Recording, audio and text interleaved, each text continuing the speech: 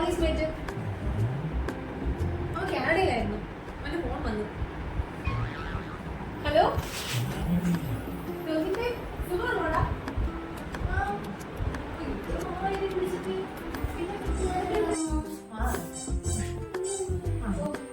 ഇവിടെ എന്താടാ അങ്ങനെ പോവാം.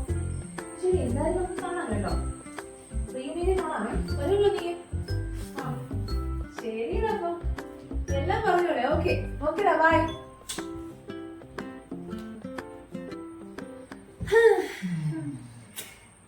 എനിക്ക് കാനഡയിൽ നിന്ന് അമേരിക്കയിൽ ഇഷ്ടം പോലെ കോൾ വരാറുണ്ട്, മെസ്സേജ് മൂലം.